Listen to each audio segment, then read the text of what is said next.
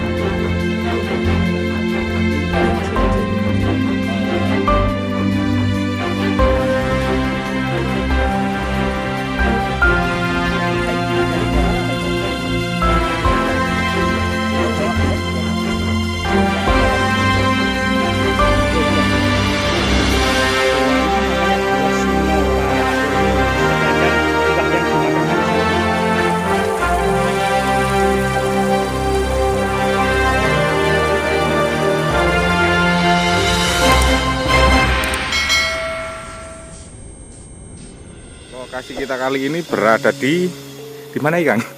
Tepatnya di Dusun Tumpang Sari, Desa Jiu, Kecamatan Kutorjo, Mojokerto, Jawa Timur. Nah,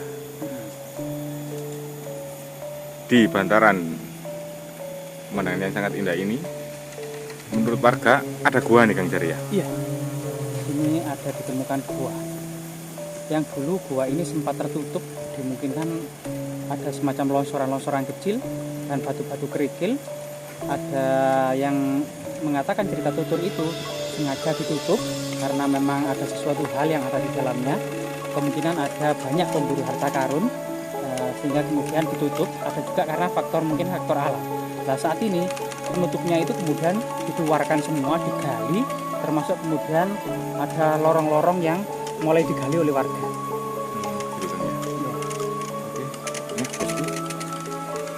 Simak perjalanan kita selanjutnya. Kita akan mencari karena lokasinya kita tidak tahu di mana, di pinggir perengan mana. Kita akan segera mencari bersama-sama. Oke. Suci, sebuah mandala yang terbentuk dari proses alam. Satu puncak di tengah dikelilingi 4 bukit yang lebih rendah di keempat sisinya, sehingga gunung penanggungan ini disebut Pancawali Krama.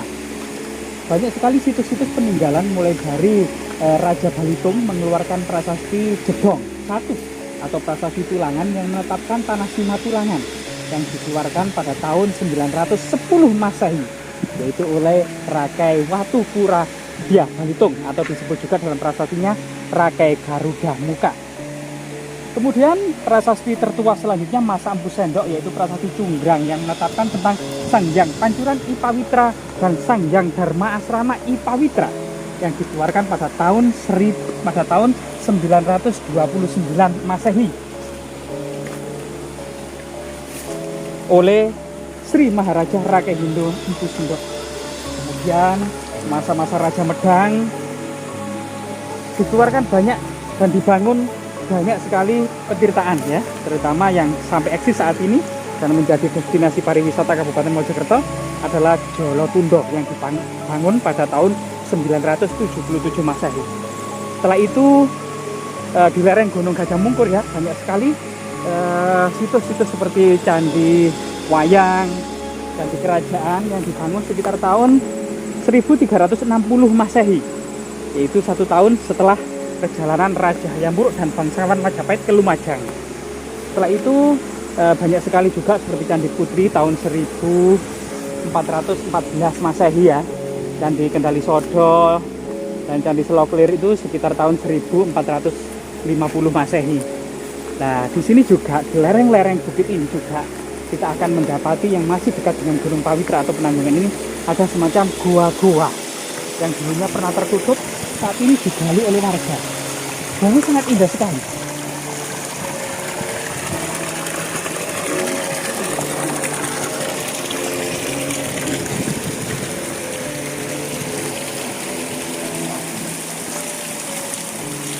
Rahayu, rahayu, rahayu.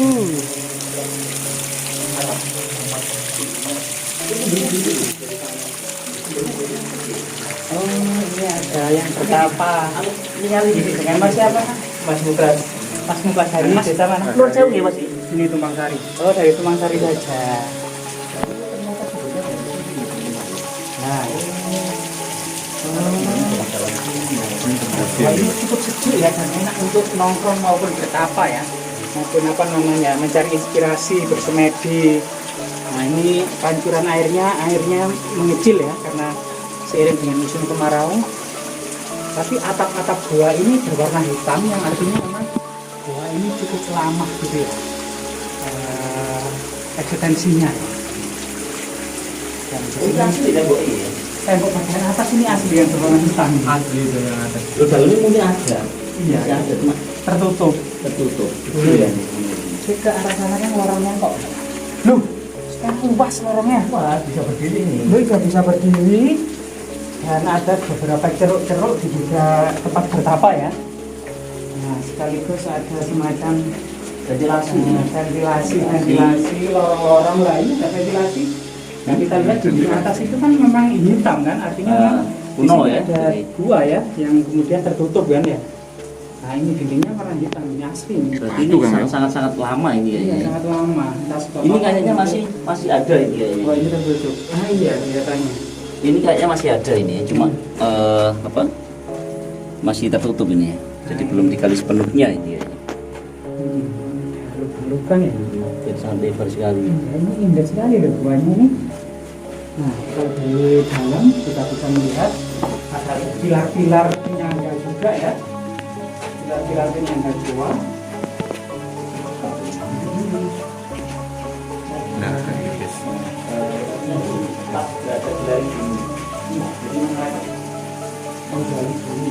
Digali ini. Tapi asalnya ini murni, terus digali.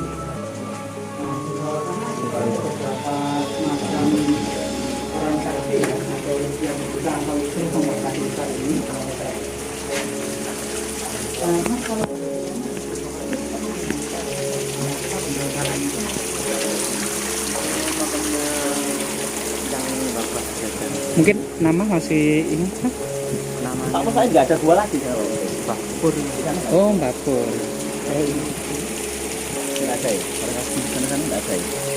Pak Pos ini digali berapa lama ini Pak Pos? 2 bulan. Jadi kan berapa bulan digali? Selama berapa bulan digali? 2 bulan. 2 bulan ya. Berapa orang untuk gali gua ini Pak? 2 orang. 2 orang. 2 orang saja. Jadi kayak gunung digali Pak ya. Berarti Iya. ternyata di dalamnya ada ruangan-ruangan gitu. Mungkin kisah penghuninya Pak Mustain biasanya masyarakat menyebutnya dengan Mbah siapa ini Mas? Mbah Permono. Mbah Permono. Terus di situ ada situs bersejarah penuh dengan fragmen batu bata kuno dan apa Ya, namanya? Zaman Majapahit. Zaman Majapahit. Ya, Ini guanya namanya Gua Singopadu. Gua ini namanya Gua Singopatu. Singopatu. Sedangkan mbah yang dimakamkan di sana Permono ambek Nyai Purbarum. Mbah Permono Nyai Purboharum. Sedangkan guanya sendiri ini adalah Mbah Singopadu. Oh ya, luar biasa ya berarti ya. Jadi memang sangat kental di sini dengan suasana Majapahit. Selain banyak tinggalan artefaktual berupa balok-balok batu candi dan batu bata kuno, juga di sini dekat dengan salah satu hiu kan.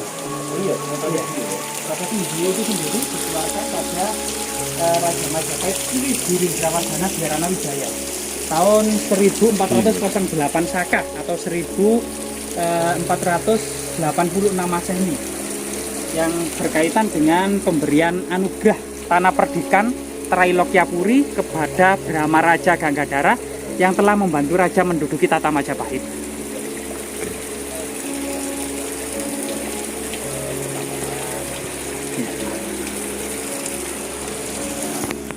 Merupakan jejak-jejak bersejarah dari peninggalan sejarah kerajaan Majapahit. Buah pada masa Majapahit, terutama pada masa akhir Majapahit, menduduki arti yang sangat penting sebagai usaha untuk menyucikan diri guna menjemput moksa. Sehingga gua ini diduga pada masanya, terutama pada masa Majapahit, memiliki 4 fungsi. Yang pertama adalah sebagai pertapaan, persajian, pemujaan kepada gunung, dan asrama kadewa guruan. 4 hal ini biasanya melekat pada tradisi-tradisi gua-gua yang termasuk gua-gua yang ada di Gunung Penanggungan serta sekitarnya. Sedangkan cerita masyarakat sendiri, gua ini bernama Gua Singopadu.